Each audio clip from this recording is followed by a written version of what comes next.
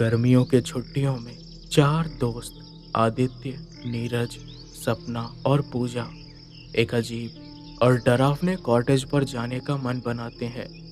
ये कॉटेज गांव से काफी दूर घने जंगल के बीच स्थित था। लोग इस कॉटेज के बारे में कहते थे कि ये किसी खतरनाक श्राप से बंधा हुआ है और जो भी यहाँ आता है वो वापस नहीं लौटता। लेकिन चारों दोस्तों ने इसे सिर्फ एक अफवाह समझा और तय किया कि वे एक रात यहाँ बिताकर हर डर को नकार देंगे। जैसे ही वे उस वीरान रास्ते पर चले, घना जंगल और हवा की आवाजें उनके दिलों में बेचैनी पैदा करने लगी। रास्ता जितना लंबा होता गया, उनका डर उतना ही बढ़ता गया। हर कदम के साथ जैसे किसी ने उनके सिर पर खड़ा हाथ महसूस किया हो। सपना ने बोला, ये जगह मुझे कुछ अजीब लग रही है।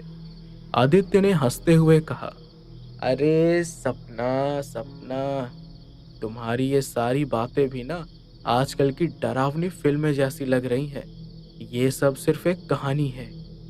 ये सुनकर सपना चुपचाप अपना सिर झुका लेती है और सभी का ध्यान उस खौफनाक कॉटेज पर चला गया।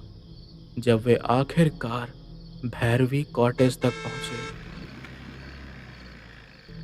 तो उन्होंने देखा कि ये एक पुराना, जर्जर और अकेला कॉटेज था। आसपास कोई घर नहीं था, सिर्फ एक खौफनाक खामोशी थी। खिड़कियां बंद थी और दरवाजे के लकड़ी के हिस्से में दीमकें लगी हुई थी। कॉटेज के अंदर पहुंचते ही एक ठंडी हवा उनके चेहरे से टकराई, जैसे कोई हवा का झोंका उन्हें अंदर खींचने के लिए बुला रहा हो। पूजा ने डरते हुए कहा, क्या हम अंदर जाएं? यह जगह मुझे बिल्कुल भी सही नहीं लग रही। नीरज ने हिम्मत जुटाते हुए कहा, अरे डरो मत, हम तो बस एक रात के लिए आए हैं। वो अंदर घुसते हुए अपने कदमों के आवाज को नजरअंदाज करता गया, लेकिन अजनबी सी खामोशी ने उन्हें परेशान कर दिया। जैसे ही वे भीतर पहुंचे, एक पुरानी सी दीवार घड़ी की टिक टिक सुनाई दी, जो पहले से ही कई सालों से बंद हो चुकी थी। और फिर अचानक एक दरवाजा अपने आप बंद हो गया। किसी ने देखा नहीं, पर दरवाजे की आवाज काफी तेज थी। सपना ने कहा, ये क्या था? सभी ने आपस में नजरें मिलाई और किसी ने कुछ नहीं कहा, लेकिन जो खौफ उनके दिलों में समा गया था वो स्पष्ट था। क्या ये सब उनके दिमाग का खेल था या कुछ और? उन्होंने सोचा कि ये सिर्फ एक पुरानी जगह की अजीब आवाजें हैं और बाहर जाने का कोई फायदा नहीं होगा, तो रात भर यहाँ रहने का फैसला किया। लेकिन जैसे ही रात का अंधेरा गहराता गया, कुछ और ही घटनाएं घटने लगी। आधी रात को अचानक किचन से चम्मच गिरने की आवाज आई। कोई दिखाई नहीं दिया, लेकिन किसी ने हल्की सी फुसफुसाहट की आवाज सुनी। तो पूजा ने घबराकर पूछा, ये सब क्या हो रहा है? मुझे बहुत डर लगने लगा है। तो आदित्य ने कहा, तुम लोग कुछ ज्यादा ही सोच रहे हो। ये सब दरवाजे और दीवारों की आवाजें हो सकती है। लेकिन इस बार सपना ने कुछ देखा। एक बड़ी तस्वीर में एक औरत खड़ी थी, जिसकी आंखें घूर रही थी। उसकी आंखों में कुछ था जो बिल्कुल भी इंसानी नहीं लगता था। वो औरत अब जीवित नहीं थी, लेकिन उसकी आत्मा कहीं इन दीवारों में बसी हुई थी। ये तस्वीर, सपना ने कहा, ये मुझे ठीक नहीं लग रही। और तभी अचानक उस तस्वीर के पीछे एक धुंधला सा चेहरा दिखाई दिया, जो धीरे धीरे धुंधला हो गया।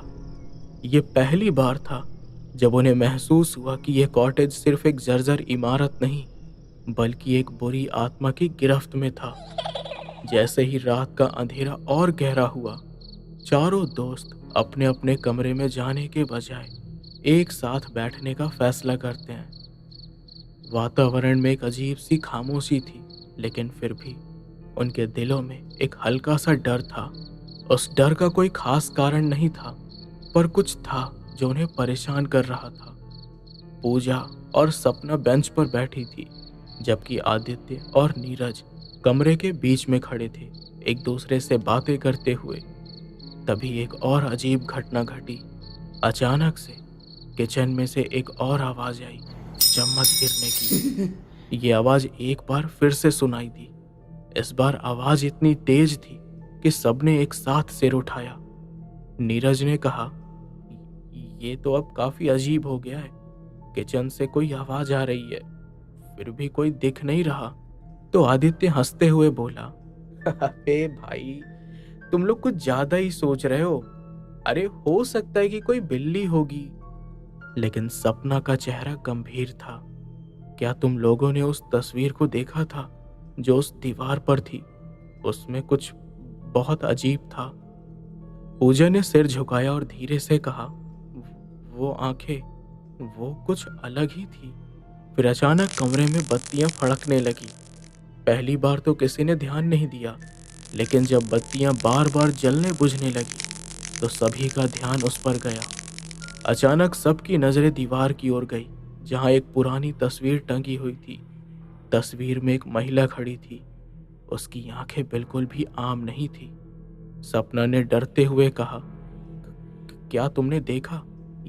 ये तस्वीर कुछ कुछ बदल रही है। अब किसी को इस बात पर यकीन नहीं हो रहा था, लेकिन फिर भी उनकी आंखों के सामने तस्वीर में अचानक हलचल हुई। उस महिला की आंखें अब और भी बड़ी हो गई और उसका चेहरा मानो जीवित हो उठा हो। आदित्य ने घबराते हुए कहा, ये क्या हो रहा है भाई? मुझे बहुत डर लग रहा है। लेकिन जवाब में किसी ने कुछ नहीं कहा। चारों दोस्तों ने अपनी जगह से हिलने का साहस नहीं किया। कुछ देर के लिए सब कुछ बिल्कुल शांत हो गया और फिर अचानक दीवार से तेज खड़ खड़ की आवाज आई। ये सुन सबका दिल धड़कने लगा और नीरज ने चुपके से कहा, ये जगह, मुझे सच में डर लगने लगा है। तभी बत्तियां पूरी तरह से बंद हो गई और कमरे में एक गहरी चुप छा गई। पूरे कॉटेज में जैसे समय थम गया हो। तभी सपना ने देखा, वो महिला जो पहले तस्वीर में थी अब उनके सामने खड़ी थी। उसका चेहरा वही था, लेकिन उसकी आंखें वह पूरी काली हो चुकी थी। तुम लोगों ने इसे छेड़ा है, अब तुम्हें उसकी सजा भुगतनी होगी। उसकी आवाज एक धीमी अजीब सी खड़खड़ाहट के साथ गूंज रही थी। तो आदित्य ने कांपते हुए आवाज में कहा, क्या तुम जीवित हो? लेकिन महिला ने कुछ नहीं कहा, सिर्फ उनकी ओर देखा और फिर जैसे हवा में कोई हलचल हुई और अचानक वो गायब हो गई। अब तक सबके चेहरे पर डर साफ दिखाई दे रहा था। कुछ समझ में नहीं आ रहा था, क्या ये सब सच था या फिर उनकी कल्पनाएं थी। लेकिन एक बात बिल्कुल साफ थी, ये कॉटेज किसी और ही दुनिया से जुड़ा हुआ था। कुछ देर के लिए चारों दोस्त अपने अपने विचारों में खोए रहे। पूजा और सपना तो सहमी हुई थी, जबकि आदित्य और नीरज अब भी ये मानने को तैयार नहीं थे कि जो हुआ वो सच था। मगर एक अजीब सी बेचैनी उनके भीतर घर कर गई थी, जो उनकी हर बात और हर कदम को प्रभावित कर रही थी। पूजा ने धीमी आवाज में कहा, क्या तुम लोग भी महसूस कर रहे हो जैसे यह कॉटेज हमें अपने अंदर खींच रहा हो? ये सुन सपना ने सिर झुका लिया। मैंने तो अब तक जो देखा वो मुझे यकीन दिलाता है कि यहाँ कुछ गलत है। मुझे लगता है कि हमें यहाँ से चले जाना चाहिए। तो आदित्य ने हंसते हुए कहा, तुम दोनों को ना क्या मैं बोलूं, तुम दोनों तो बिल्कुल बच्चों जैसे डर रहे हो। ये सब सिर्फ हमारे दिमाग का खेल है, समझो। नीरज अब चुप था। उसकी आंखों में भी कुछ अजीब सा था। वो बार बार उस तस्वीर की ओर देख रहा था, जो अब भी दीवार पर टंगी हुई थी। वो अब पहले जैसी नहीं थी। उसकी आंखें अब बिल्कुल काली हो चुकी थी, जैसे कोई गहरी रहस्यमयी ताकत उसमें समा गई हो। फिर अचानक आदित्य की आवाज सुनाई दी, क्या तुम सबको वो अजीब सी आवाज सुनाई दी थी? पूरे कमरे में एक अजीब सी चुप्पी थी। फिर एक हल्की सी खड़खड़ाहट आई, जैसे किसी ने लकड़ी के नीचे से आवाज निकाली हो। सपना ने डरते हुए पूछा, दोस्तों ये क्या है? आदित्य और नीरज ने किचन की ओर बढ़ते हुए देखा, लेकिन कुछ नजर नहीं आया। किचन के अंदर जैसे किसी ने सब कुछ खा लिया था। खटमल, चींटियां और गंदगी। ये जगह अब जैसे जिंदा हो उठी हो। सब कुछ खत्म हो चुका था। नीरज ने कहा, ये डरावना लगता है यार, हमें यहाँ से निकलना चाहिए। लेकिन तभी एक अजीब सी गंध आई, जैसे मरे हुए जानवर की। हवा में कुछ पल के लिए असहनीय गंध फैली और सबकी नजरें इधर उधर घूमने लगी। सपना और पूजा तो डर के मारे कांप रही थी और आदित्य और नीरज अब पूरी तरह से समझ गए थे कि यहाँ कुछ तो गड़बड़ है। फिर अचानक किसी ने धीरे से दरवाजे को खटखटाया। ये सुनकर आदित्य ने पूछा, कौन है बाहर? कोई जवाब दो। लेकिन बाहर से कोई जवाब नहीं आया। दरवाजा पूरी तरह से खुला हुआ था और सामने एक औरत खड़ी थी, लेकिन उसकी आंखें कुछ और ही थी। वो पूरी तरह से काली हो चुकी थी, जैसे कोई अजीब छाया। ये वही औरत थी जो पहले तस्वीर में थी। वो धीरे धीरे अंदर आई और सपना की ओर घूरते हुए बोली, तुमने मेरे स्थान पर कदम रखा है और अब तुम्हें मेरी तरह यहाँ फंसने का मौका मिला है। चारों दोस्त कुछ समझ पाते इससे पहले ही औरत ने अपनी झुकी हुई गर्दन को ऊपर किया और उसकी आंखों से एक घना अंधेरा फूट पड़ा। कमरे में हर जगह एक घना काला धुआं फैल गया। चारों दोस्त पल भर के लिए कुछ समझ नहीं पाए, लेकिन तभी उन सब ने महसूस किया कि उन सभी के शरीर पर एक कचोट महसूस होने लगी, जैसे कोई भारी दबाव हो। पूजा ने घबरा कर कहा, हमें यहाँ से जल्दी निकलना होगा। लेकिन जैसे ही वो दरवाजे की ओर बढ़ी, उसने देखा कि दरवाजा बंद हो चुका था। बाहर से कोई भी आवाज नहीं आ रही थी। ये देखकर नीरज ने कहा, हम तो फंस गए हैं। अब कोई हमें नहीं बचा सकता। उसकी आवाज में डर बिल्कुल साफ झलक रहा था। अचानक वो महिला फिर से गायब हो गई और कमरे में गहरी खामोशी छा गई। लेकिन जिस डर को उन्होंने महसूस किया था, वो अब उनके अंदर एक स्थायी छाप छोड़ चुका था। ये क्या था? क्या ये सच में एक आत्मा थी जो उन्हें पकड़ने आई थी, या फिर कोई और जाल था जो उन्हें फंसा चुका था? चारों दोस्त अब डर और घबराहट में थे, लेकिन वे एक दूसरे को सांत्वना देने की कोशिश कर रहे थे। अब ये साफ था कि उन्हें इस कॉटेज से निकलना था, लेकिन बाहर जाने का कोई रास्ता नहीं था। दरवाजे पूरी तरह से बंद थे और दीवारों से कभी कभी अजीब सी खटखटाहट सुनाई देती थी, जैसे कोई अंदर से उन्हें पकड़ने की कोशिश कर रहा हो। नीरज ने झुके हुए मन से कहा, दोस्तों, हमें शांति से सोचकर कोई तरीका निकालना होगा। किसी भी हालत में हमें इस जगह से बाहर निकलना ही होगा। तो पूजा ने कांपते हुए कहा, क्या तुम लोग नहीं समझ रहे हो? हम सिर्फ बाहर नहीं निकल सकते, ये जगह हमें रोक रही है। हम जिस रास्ते से आए थे अब वो भी नहीं दिख रहा। आदित्य, जो अब तक हंसते हंसते डर को नकारने की कोशिश कर रहा था, उसकी आंखों में भी अब डर बिल्कुल साफ दिखने लगा था। उसने धीरे से कहा, लेकिन अगर ये सच में एक आत्मा है तो हमें उससे लड़ने की कोशिश करनी होगी। ये सुनकर सपना ने अपनी आंखों में एक शंका के साथ कहा, फिर हमें क्या करना होगा? क्या हमें कोई तरीका मिल सकता है? यहाँ सबका ध्यान उस पुरानी तस्वीर पर था जो अब भी दीवार पर टंगी हुई थी। अब तक वो तस्वीर हर एक के दिमाग में घुसी हुई थी। सपना ने देखा कि अब उस महिला का चेहरा कुछ बदल चुका था। उसकी आंखें फिर से काली हो गई थी और उसकी मुस्कान, वो मुस्कान जो पहले डरावनी थी, अब कई ज्यादा घिनौनी लग रही थी।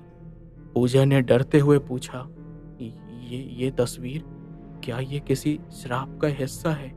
क्या यही हमें फंसाने के लिए है? सपना ने गहरी सांस लेते हुए कहा, मुझे तो लगता है कि हमें इसके बारे में कुछ और जानना चाहिए। वो तस्वीर के पास पहुंची और उसे ध्यान से देखा। जैसे ही वो तस्वीर के पास आई, उसे अचानक याद आया, वो महिला जो तस्वीर में थी वो कोई और नहीं बल्कि उस कॉटेज की पुरानी मालकिन थी। उसका नाम था भैरवी। ये वही नाम है जो कॉटेज के बारे में हमसे सुनने को मिला था। ये वही महिला है जिसने इस जगह को अपना घर बना लिया था। नीरज ने सर झुका लिया और कहा, लेकिन उसकी मौत कैसे हुई? और क्या वो सिर्फ एक भूत है या इसका कोई और रहस्य है? सपना की आंखों में एक अजीब सा डर था, लेकिन साथ ही वो कुछ जानने की कोशिश भी कर रही थी। मुझे लगता है अगर हम भैरवी के बारे में और जाने तो शायद हम इसका समाधान ढूंढ सके। फिर आदित्य ने कहा, लेकिन हम जानेंगे कैसे? हमें तो यहाँ से बाहर जाने का रास्ता भी नहीं दिख रहा। तभी अचानक जैसे दीवारों से कोई आवाज आई। तुम जितना चाहोगे उतना ही खोदोगे, तुम्हें हर राज जानने का हक नहीं है। ये आवाज बिल्कुल अलग थी, जैसे भैरवी खुद बोल रही हो। चारों दोस्तों ने सहम कर एक दूसरे की ओर देखा। अब हमें एक और तरीका अपनाना होगा, आदित्य ने डरते हुए कहा। हम भैरवी के बारे में और कुछ जानकारी खोज सकते हैं। नीरज ने बिना किसी हिचकिचाहट के कहा, क्या तुम सच में ऐसा करना चाहते हो? क्या हमें और अंधेरे में घुसने की जरूरत है? तो सपना ने कहा, हमें अगर यहाँ से बाहर निकलना है तो हमें ये सब जानना ही होगा। हमें इसके बारे में हर एक सच पता करना ही होगा। अब सपना की बात में कोई मजबूती थी और आदित्य ने भी उसकी बात मानी। चारों दोस्तों ने फिर उस तस्वीर की ओर देखा, जैसे उस पर लिखे हर एक शब्द में उनके सवालों का जवाब छुपा हो। आदित्य ने कहा, हमारा अगला कदम यही होगा, इस कॉटेज के अतीत को खोजना। हम शायद भैरवी को सच्चाई दिखा सकें। अब तक चारों दोस्तों को यह एहसास हो चुका था कि वे केवल भैरवी कॉटेज में नहीं थे, बल्कि एक ऐसे रहस्य के बीच थे जो लंबे समय से दबा हुआ था। हर पल जैसे इस जगह ने उन्हें और घेर लिया था। सपना की सोच में एक गहराई थी और वो अब एकदम शांत हो गई थी। उसके दिमाग में ये ख्याल था कि अगर वे भैरवी के अतीत के बारे में कुछ और जान सके तो शायद वे इस उलझन से बाहर निकल सकते हैं। सपना ने धीरे से कहा, अगर हमें यहाँ से बाहर निकलना है तो हमें भैरवी के बारे में सब कुछ जानना होगा। उसकी कहानी, उसकी मौत और उसका ये भूतिया स्थान, हमें इसका राज खोलना ही होगा। चारों ने अपनी जिज्ञासा और डर को एक साथ संभालते हुए कॉटेज के अंदर और भी गहराई में जाने का फैसला किया। उन्हें पता था कि इस घर के हर एक कोने में एक नया रहस्य छिपा हुआ है और उन्हें यह सब जानना जरूरी था। आदित्य और नीरज किचन की तरफ बढ़े, जबकि पूजा और सपना ने लिविंग रूम की पुरानी अलमारियां और किताबों को खंगालना शुरू किया। किताबों के बीच एक पुरानी डायरी मिली। सपना ने उसे सावधानी से खोला और उसमें सबसे पहले जो चीज पढ़ी वो एक खौफनाक घटना की दस्तावेजी थी। पूजा ने चौंकते हुए कहा, ये क्या है सपना? सपना ने ध्यान से पढ़ना शुरू किया। ये भैरवी की डायरी है। लगता है उसने ये सब अपने जीवन के अंतिम दिनों में लिखा था। तो आदित्य ने उत्सुकता से पूछा, सपना जरा पढ़ो तो, आखिर क्या लिखा है इसमें? सपना ने एक पैराग्राफ पढ़ा। मैंने सुना है कि मेरी आत्मा इस जगह को छोड़ने वाली नहीं है, क्योंकि मैं वही हूँ जो इसे श्रापित कर चुकी है। मैंने अपने ही परिवार के खिलाफ तंत्र मंत्र का प्रयोग किया था और अब मुझे ये सजा मिल रही है। क्या मैं भी कभी मुक्त हो पाऊंगी? ये पढ़ते ही चारों का दिल धड़कने लगा। ये सच में किसी रहस्यमयी ताकत से जुड़ा हुआ था। भैरवी ने तंत्र मंत्र से ये जगह श्रापित कर दी थी और अब उसकी आत्मा खुद इस स्थान पर बंधी हुई थी। नीरज ने कहा, यह क्या बकवास है? तंत्र मंत्र और श्राप, क्या हमें इसमें विश्वास करना चाहिए? लेकिन आदित्य और सपना ने एक दूसरे को देखा। इस डायरी ने सबकी सोच बदल दी थी। अगर भैरवी ने सच में इस जगह को श्रापित किया था तो क्या उनकी आत्मा खुद भी इसी श्राप के भीतर बंधी थी? सपना ने डायरी में और कुछ लाइन पढ़ी, जो भी इस जगह में आएगा वो मेरी तरह बुरी तरह फंसेगा। मैं जानती हूँ कि यह श्राप अनंत होगा। इतना पढ़ते ही डर के मारे सपना ने डायरी बंद कर दी और सबकी तरफ मुड़ी। हमें भैरवी की आत्मा को शांति देनी ही होगी और तभी हम इस जगह से बाहर निकल पाएंगे। चारों को अब यह एहसास हो चुका था कि वे सिर्फ एक डरावनी आत्मा के साथ नहीं, बल्कि एक पुरानी श्रापित कहानी से लड़ रहे थे। अब उनका उद्देश्य सिर्फ खुद को बचाना नहीं था, बल्कि उस आत्मा को भी मुक्ति देना था जो इस जगह में बंधी हुई थी। तो आदित्य ने कहा, हमें भैरवी के बारे में कुछ और ज्यादा जानकारी खोजनी होगी। हम इस श्राप को खत्म कैसे कर सकते हैं? सपना ने गंभीर होकर कहा, हमें भैरवी के पुरानी पूजा स्थल या तंत्र मंत्र का पता लगाना होगा। वहीं से शायद हमें इसका हल मिल सके।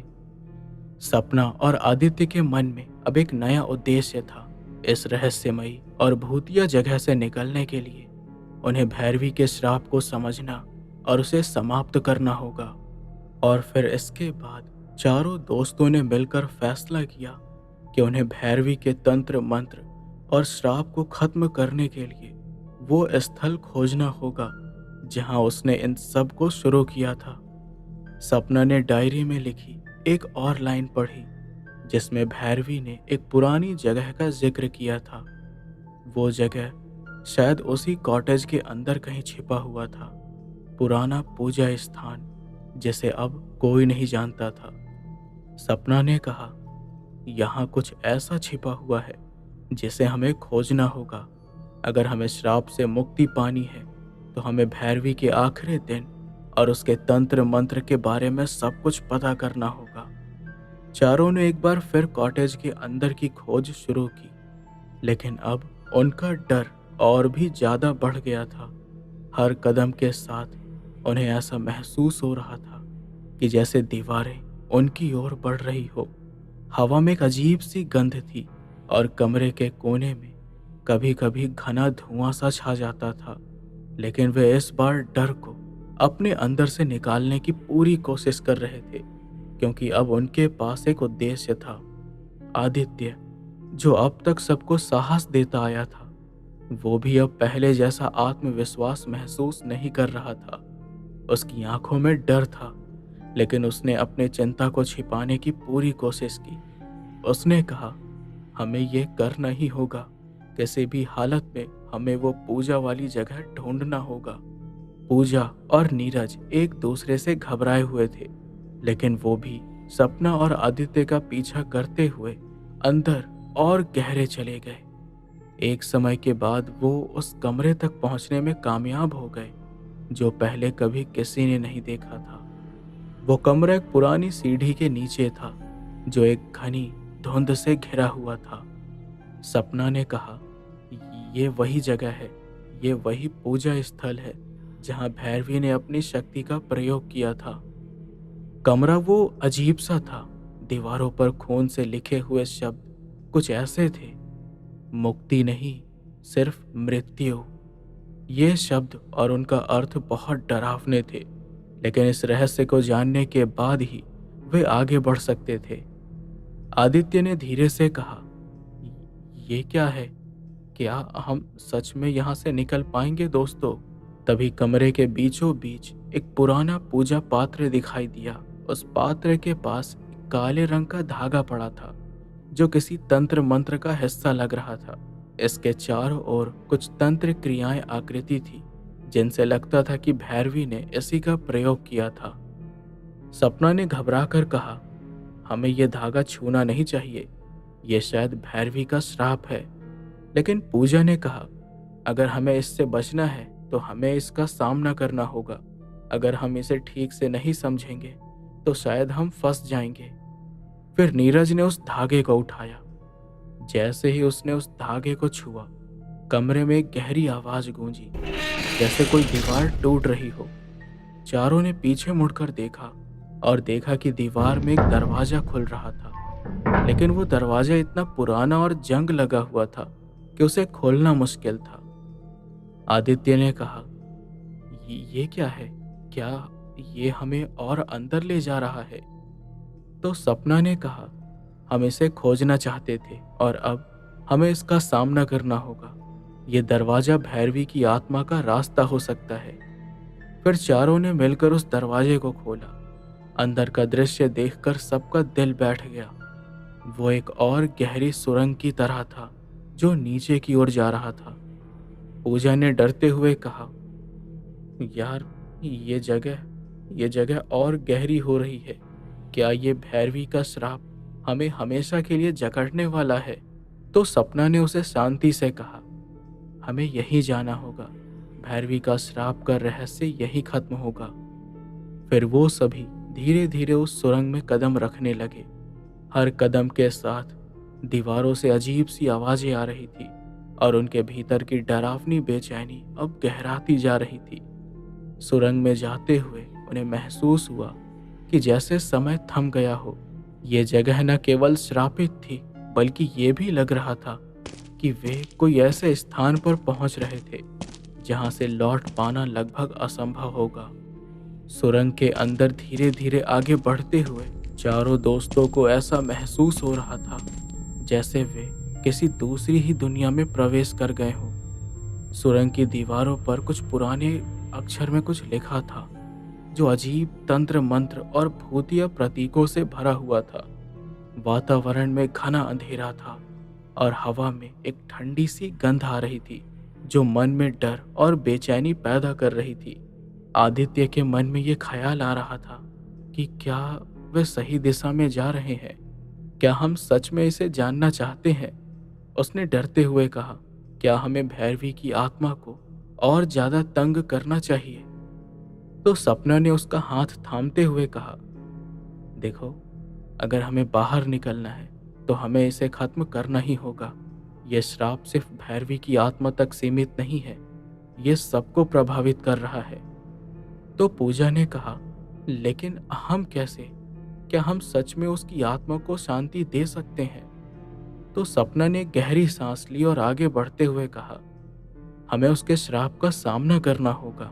हम भैरवी के तंत्र मंत्र को ठीक से समझने की कोशिश करेंगे। अगर हम उसकी आत्मा को शांति दे सके तो ये जगह फिर से सामान्य हो सकती है। इसके बाद जैसे ही वे सुरंग के अंदर और आगे बढ़े तो उन्हें एक बड़ा सा हॉल दिखा जहां एक विशाल वेदी पर तंत्र मंत्र के कपड़े और औजार रखे हुए थे। वेदी के पास कुछ गहरे रंग की मोमबत्तियां जल रही थी और हवा में एक अजीब सी गंध फैल रही थी। चारों दोस्तों को यह एहसास हो गया कि वे अब उस स्थान पर पहुंच चुके थे जहां भैरवी ने अपना तंत्र मंत्र किया था। सपना ने कहा, यह वही जगह है जहां भैरवी ने अपना श्राप दिया था। यहां से कुछ नहीं छुपा है, हमें उसका हल ढूंढना ही होगा। जैसे ही वेदी के पास पहुंचने के बाद सपना ने देखा कि दीवार पर भैरवी का एक चित्र था जिसमें उसकी आंखें काली और मुस्कान बिल्कुल खौफनाक लग रही थी। अचानक वेदी के पास एक आवाज गूंजी, तुम लोग यहाँ क्या कर रहे हो? ये आवाज एक रहस्यमयी और डरावनी थी। चारों दोस्त घबराए हुए एक दूसरे को देख रहे थे। फिर अचानक वो आवाज फिर से आई, तुमने मेरे श्राप को तोड़ने का फैसला किया है। क्या तुम सच में इसे पूरा कर सकोगे? ये आवाज भैरवी की ही थी और वो जैसे खुद वेदी के पास खड़ी हो। उसकी आंखें काली हो चुकी थी और वो उन चारों को देखकर मुस्कुरा रही थी। भैरवी ने कड़क आवाज में कहा, मैंने अपनी आत्मा को इस स्थान पर बंधा हुआ पाया है और अब मैं इसे छोड़ने नहीं दूंगी। तो सपना ने हिम्मत जुटाकर कहा, देखो, हम तुम्हें शांति देना चाहते हैं भैरवी। अगर तुम शांति से चली जाओ तो हम तुम्हारे श्राप को खत्म कर देंगे। भैरवी की मुस्कान एक अजीब डरावनी हंसी में बदल गई। क्या तुम समझते हो कि ये इतना आसान होगा? तुम्हारा साहस तुम्हें केवल और अधिक घेरने में मदद करेगा। तुम अब मेरे जाल में फंस चुके हो। सपना ने धीरे धीरे तंत्र मंत्र की किताब को खोला जो वेदी पर रखी हुई थी। उसने एक मंत्र पढ़ना शुरू किया और जैसे ही वो मंत्र बोला, कमरे में अजीब सी हलचल शुरू हो गई। दीवारों से खौफनाक आवाजें आ रही थी और मोमबत्तियां बार बार जलने फिर बुझने लगती। भैरवी की आकृति अब और स्पष्ट हो गई थी, जैसे वो पूरी तरह से जीवित हो गई हो। भैरवी चिल्लाई। तुम इसे खत्म नहीं कर सकते। मैंने अपनी आत्मा को ऐसे स्थान पर बांध लिया है और अब तुम भी कभी बाहर नहीं निकल पाओगे। लेकिन सपना ने पूरे आत्मविश्वास के साथ मंत्र पढ़ना जारी रखा। तुम्हारा समय अब खत्म हो चुका है भैरवी। अगर तुम शांति से अपनी मुक्ति पाना चाहती हो तो तुम्हें इस श्राप को छोड़ना होगा। आदित्य, नीरज और पूजा उसके पीछे खड़े थे, लेकिन उनके दिलों में डर था और वे सपना की मदद करने की कोशिश कर रहे थे। जैसे ही सपना ने मंत्र का अंतिम शब्द बोला, अचानक एक जोरदार धमाका हुआ और चारों को जमीन पर गिरते हुए महसूस हुआ। कमरे का वातावरण एक पल के लिए शांत हो गया। भैरवी की कटी हुई चीखें सुनाई दी और फिर अंधेरा छा गया। चारों दोस्तों को महसूस हुआ कि जैसे ही मंत्र खत्म हुआ, कमरे में अचानक एक गहरी शांति छा गई। भैरवी की आत्मा का श्रापित रूप अब गायब हो चुका था और जैसे ही उन्होंने अपनी आंखें खोली तो देखा कि वो उसी रहस्यमयी कमरे में खड़े थे, लेकिन अब सब कुछ शांत था। नीरज ने हैरान होकर कहा, क्या क्या ये सच में हो रहा है? क्या भैरवी की आत्मा अब सच में शांत हो गई? सपना ने गहरी सांस ली। मुझे लगता है कि हमने उसकी आत्मा को मुक्त कर दिया है। वो अब इस जगह से चली गई है। आदित्य ने धीरे से कहा, लेकिन क्या ये सब सच था? क्या हम सच में उस आत्मा से जूझ रहे थे या हमारी सोच ने ही हमें इतना डरा दिया? तभी अचानक चारों को महसूस हुआ कि वे फिर से उसी कॉटेज में खड़े थे जहां से सब शुरू हुआ था। ये सब एक अजीब सा सपना जैसा लग रहा था, लेकिन सब कुछ अब नॉर्मल था। मोमबत्तियां बुझ चुकी थी और हवा में कोई अजीब सी गंध भी नहीं थी। पूजा ने चुपचाप कहा, क्या ये सब खत्म हो गया? क्या अब हम घर जा सकते हैं? सपना ने हाँ में सिर हिलाया। हाँ, अब सब कुछ खत्म हो चुका है और अब हम सेफ हैं। चारों ने कॉटेज के बाहर जाने का फैसला लिया। जैसे ही वे दरवाजे के पास पहुंचे, अचानक एक ठंडी हवा चली और सपना को लगा जैसे कुछ हलचल हो रही हो। उसने पलटकर देखा, लेकिन कुछ भी नहीं था। फिर उन सभी ने हिम्मत करके दरवाजा खोला और बाहर कदम रखा। सपना, आदित्य, पूजा और नीरज चारों बाहर आ गए। वहां सिर्फ दूर तक फैला हुआ अंधेरा था और उनके दिलों में राहत का एक हल्का सा एहसास था। आदित्य ने कहा, हम बच गए, लेकिन क्या भैरवी सच में मुक्त हो गई? सपना ने धीरे से कहा, मुझे लगता है कि हम और भैरवी दोनों अब शांति में हैं। उसने जो किया वो उसका कर्म था, लेकिन अब वो मुक्त हो गई है। चारों ने एक अंतिम बार उस पुरानी कॉटेज की तरफ देखा जहां से उनकी सारी यातना शुरू हुई थी, लेकिन अब वो जगह पूरी तरह शांत और साधारण लग रही थी। एक रहस्यमयी और डरावनी ऊर्जा अब वहां पर महसूस नहीं हो रही थी। सपना ने आखिरी बार उस जगह को देखा और फिर धीरे धीरे अपने दोस्तों की तरफ मुड़ी। हम जो चाहते हैं वो हासिल हो गया, अब हमें आगे बढ़ना होगा। चारों ने एक दूसरे की तरफ देखकर मुस्कुराया और चुपचाप जंगल की तरफ बढ़ने लगे, जहां से वे अपने घरों की तरफ लौट सकते थे। लेकिन उन चारों के दिलों में एक सवाल था जो शायद कभी हल नहीं हो पाएगा। क्या ये सब कुछ सच था या फिर ये सिर्फ एक भूतिया अनुभव था जो उनके जीवन का हिस्सा बन चुका था? तो दोस्तों, ये कहानी यहीं पर समाप्त होती है। उम्मीद है कि आपको ये कहानी जरूर पसंद आई होगी। तो आपको कैसा लग रहा है साउंड इफ़ेक्ट्स के साथ और जो ये स्टोरीज़ हैं, क्या आपको ये दोनों चीज़ें पसंद आ रही हैं? तो कमेंट करके बताना कि हाँ, हमें बहुत अच्छा लग रहा है। और बस आप अपना प्यार, सपोर्ट ये सब करते रहिए। तो चलिए मिलते हैं आपसे अगली वीडियो में। तब तक के लिए टेक केयर, गुड नाइट।